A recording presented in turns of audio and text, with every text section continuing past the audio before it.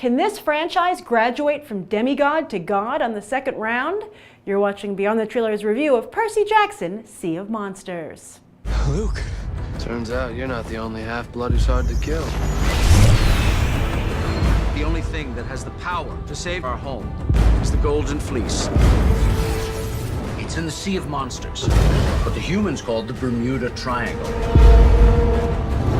A quest for only our finest heroes. You twist the cap off this, you release the winds from the four corners of the world. What? No, not in here. Not in here. So when I went to look up Percy Jackson on Box Office Mojo, I was amused to find out it was in a category called mid-range fantasy.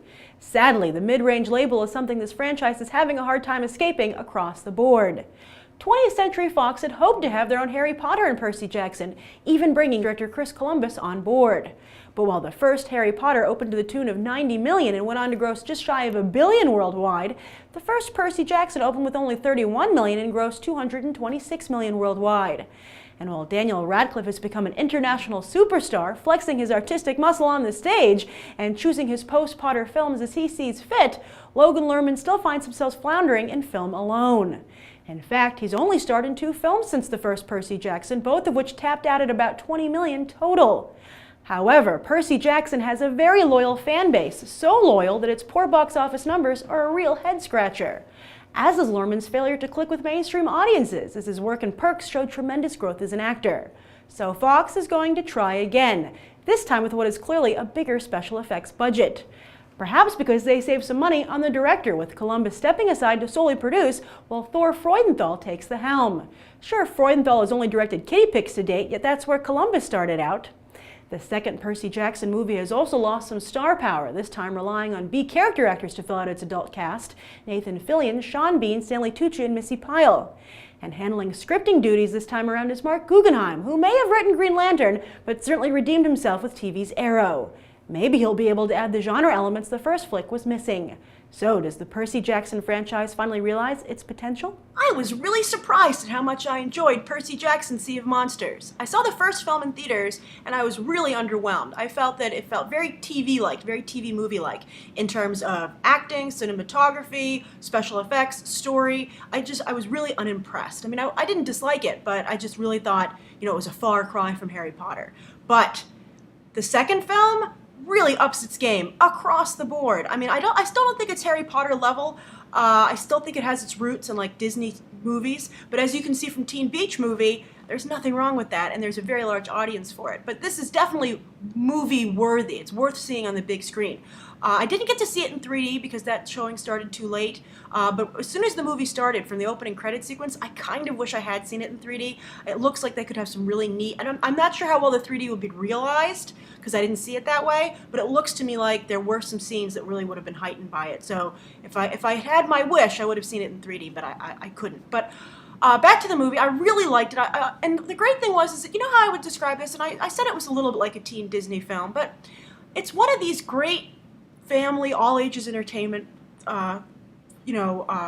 vehicles that takes itself very seriously and its audience very seriously. And as a result, I think could become very near and dear to the hearts of those who see it and enjoy it. And if you're not in its target demographic, if you're someone who still enjoys Saturday morning cartoons, if you have saved all the animated movies from when you were a kid and you still like to watch them and they still transport you to the magical place when you first saw it, then Percy Jackson, Sea of Monsters is for you. It just does a great job with world building. It has those dark elements that make family and kids entertainment stick with you, because that's what really hooks you. And I thought that was great.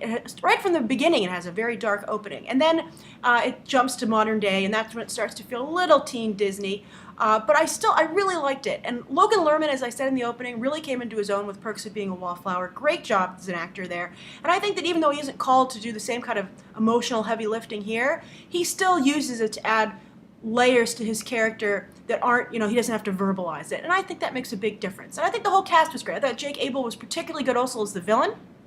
And I thought that the actor who played Percy's Cyclops brother, half-brother, Tyson was fantastic. He reminded me a little of Dane DeHaan. I don't know if both of them can coexist in Hollywood at the same time, but this guy was very good. I think he did a really nice job. And also, the film does a wonderful job playing off of Greek mythology. The adult actors, they come in fast and quick, but they all do a really nice job. Great character work. They really make an impression quickly. Everyone's all in. No one's just collecting a paycheck here, and that's so refreshing. And even behind the camera, Mark Guggenheim, this is a great script. I can't believe it's the same guy who wrote Green Lantern. It's like, what happened? He did a really nice job. The special effects, stellar. I mean, I think there was only one scene where they're riding that like glittery horse, and you can tell that the actors are CGI, but that happened in a few of the early Harry Potter films too. The CGI is fantastic, and I don't want to give away any of the scenes, but there were a lot of great surprises where they would just all of a sudden be like, oh yes, we're going to go here, and we can. So I think, you know, they used their money well. They didn't have to use it across the board, but when they needed a special effect, they did it, and they did it strong. So I had a great time. I don't let the first Percy Jackson, if you were underwhelmed like myself, don't let that dissuade you from seeing this. I definitely think it's worth seeing in theaters. I'm really impressed. I hope the film does really well. And based on the trailers that Fox and other studios were showing in front of it, they feel very strongly about the film. They obviously are hoping it's going to be a surprise blockbuster. I hope it is. Because it was just really well done. And Logan Lerman, he deserves a break. So great movie, and great, actually, also I have to say, I'm sorry, I know I talk about this a lot, but really great female characters, really refreshing to see. But at the same time, they had great female characters while not taking anything away from the male characters, which I think is so important. I think you want everyone to have a hero and someone to root for, and for everyone to work together as a team. But I had such a good time. I cannot recommend Percy Jackson Sea of Monsters enough. So that's my review. I hope you enjoyed it, and you can check out these other videos right now.